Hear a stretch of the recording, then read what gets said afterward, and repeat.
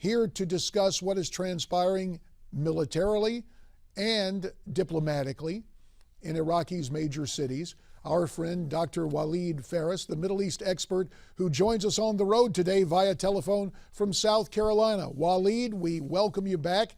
Give us your take on what has transpired with armed forces going against ISIS, retaking the dam in Mosul. Good morning, Congressman, and thank you for having me today. Indeed, as you have just reported, that's the fact. On the two fronts fight in Iraq, you have in the north, mostly Kurdish forces, of course, under the cover of some airstrikes by the United States, moving forward, taking back the dam, which was very important to do.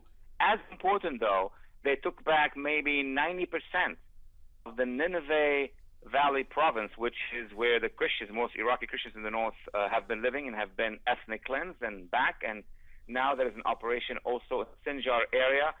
And in the south, the southern front, you have Iraqi army, mostly Shia, moving forward to Tikrit and battling with ISIS. That battle, the outcome of that battle, as far as I understand, is not yet over, but the Iraqis are on the offensive. They have been advised also by U.S. advisors.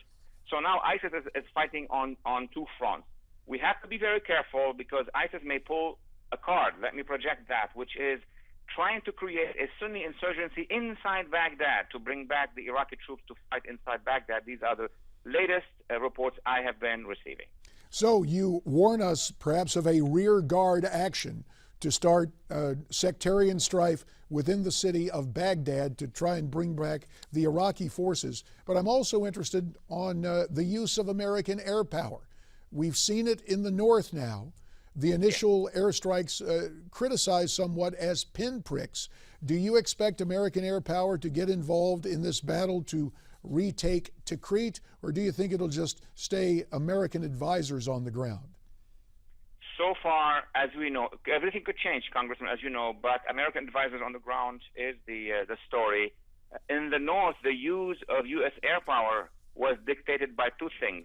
The takeover of the dam, that was a national security threat across Iraq, so that couldn't have been tolerated. And number two, after days and days of mobilization here in Washington to push the administration to do strikes because of the ethnic cleansing.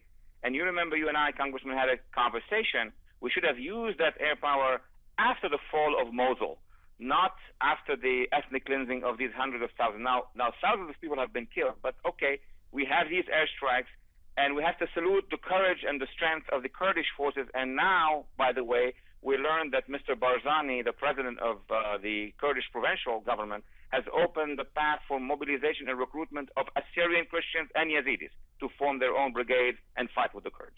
So then this is an important development, especially given the tone of our conversation last week when we talk about the cleansing, the term that really means genocide against Christians, Yazidis, all of that. Walid, we can't leave that topic because of its horror. You had special insights, direct contact with the people on Mount Sinjar. Have you heard from those with whom you had contact a week ago? Can you give us a progress report on those who have survived? We have now three communities that we need to pay attention to in the north as the Kurdish Peshmergas are progressing back into the Nineveh plain, which is a good news. Those on Mount Sinjar are still telling us that they're afraid that if go down by the path that exists, they will be hunted down by ISIS. So they are waiting for the Kurds to clean up the plain before they can come down. Plus, there are many older people and children who are sick. It's not anymore that large population of estimate 50,000, but they are still in the thousands, stuck on that mountain. Number two, you have those refugees from the Christian Assyrian communities who've left and who are on the streets of Kurdistan.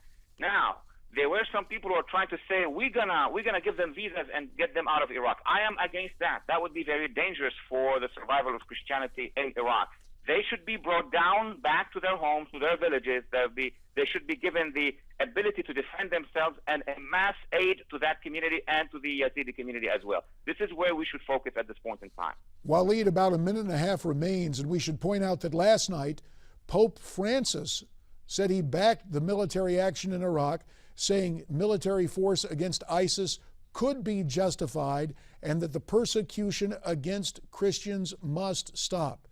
To have the Pope weighing in as he has done now, will that have an impact on the believers in Iraq, and will it strengthen their resolve perhaps to take up arms and defend themselves?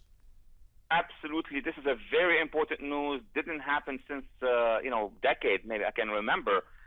This is to prevent what has happened in World War II, where it was said that the church was silent in the beginning. This time, the Pope said, when there is ethnic cleansing and genocide, there is a legitimacy to pushing back against the perpetrators. This is going to mean two things. Number one, it's going to give the international community the additional moral force to do that, to continue with that job, not just in Iraq, maybe in Syria later. And number two, it's going to tell the Christian Iraqis, don't leave the country. Stay in, go back to your homes, and then organize yourselves as a surviving community. And we will have to leave it there. As always, Walid Phares, whether you're Skyping in from Washington, D.C., or as you are today on the road from South Carolina, we appreciate your insights and analysis on what is transpiring in the Middle East. Thank you very much. Thank you, Congressman. So you heard from Dr. Walid Phares. What is your take on the situation? Why don't you tweet me your comments at Newsmax TV, #America's Forum. There's also newsmaxtv.com/comment. We're coming right back.